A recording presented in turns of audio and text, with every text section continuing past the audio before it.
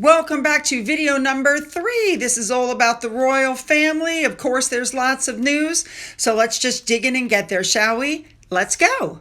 We are starting off today with King Charles. It's being reported that there used to be a maze on the Sandringham estate, and he has basically restored it because, as he once said, there's nothing more enjoyable than getting lost in the maze. And so he used to wander around as a small boy in Norfolk, and he's hoping that his grandchildren will want to use it. But they are reporting that as a child, Charles spent hours hiding and playing in the maze on the 20,000-acre estate, but the maze was removed many decades ago, and so it was a real labor of love, they're saying, to rebuild this maze, which had been gone for years and years. All right, let's move on. Let's move on to Princess Anne, who left the Olympics in Paris and went to Scotland. She's the first of the family members to arrive in Scotland, and she was the guest of honor at the Royal Edinburgh Military Tattoo outside of Edinburgh Castle, trying to say it. We know that she has returned to public duties since her head injury, and she received the salute from the British Armed Forces during the event. Now, this annual event brings together the British Armed Forces and the Commonwealth and international military bands for a special performance there at the castle. Princess Anne looked very lovely. The show this year was called Journeys. Her scarf, they're saying, appeared to be made of the Edinburgh tartan. And I just loved the way she looked. I just thought she was elegant. She was received by the governor of the castle, Alastair Bruce. So there's a video of her showing up and walking out and receiving the salute. And so I thought it would be nice to show you guys the video. Here we go.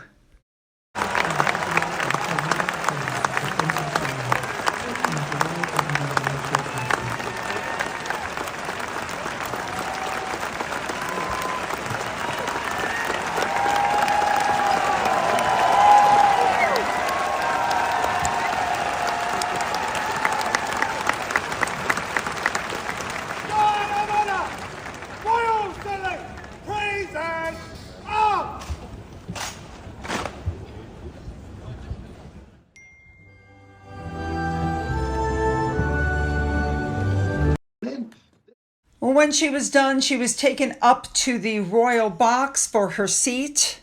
This event, FYI, will run for 3 weeks alongside the Edinburgh festivals, and it's expected to attract more than 220,000 visitors.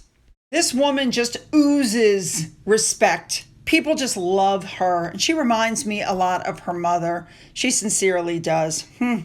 Also, a thank you to Amy on Twitter for pointing this out. The Balmoral tartan, designed by Prince Albert in 1853, worn only by the royal family with the monarch's permission, except, of course, the sovereign's piper. And there it was on Sir Tim. Love it.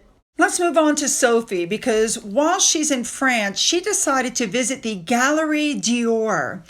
And while she was there, she got to learn more about the history of the beautiful couture house. She got to see some absolutely gorgeous outfits. And just so you know, the headline you just saw was because people didn't like the shoes she was wearing. And a thank you to Remoulade Sauce, of course, for showing us what she was wearing on her ears. Beautiful, dainty little earrings. Let's move on.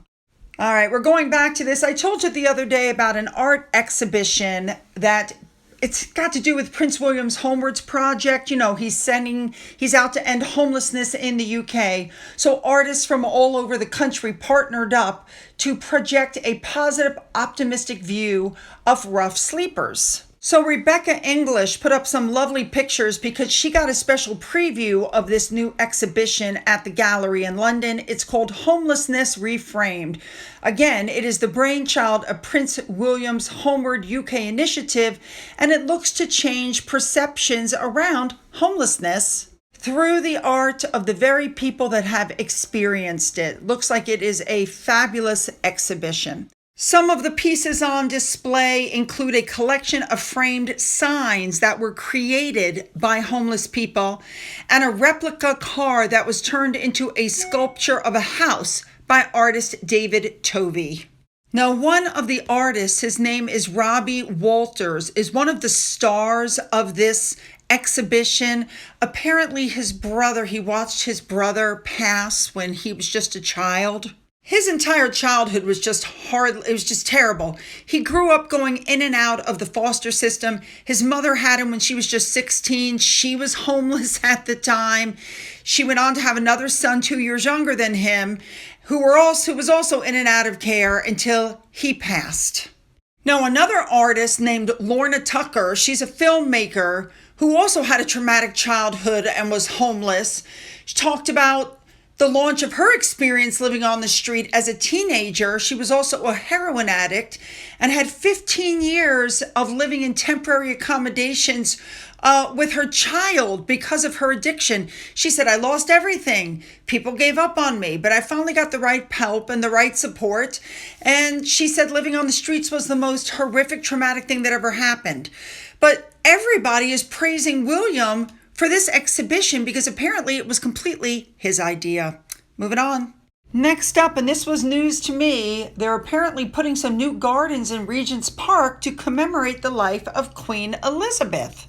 There's going to be different things, like for instance, what you're seeing above is a flower garden that will have special species of flowers that were significant to the late Queen, including the specially bred Narcissus Diamond Jubilee or Tulipa Royal Celebration. Apparently there's a water tower there that nobody's using, and they're going to turn it into an accessible viewing platform with panoramic views of the garden and all of the surroundings.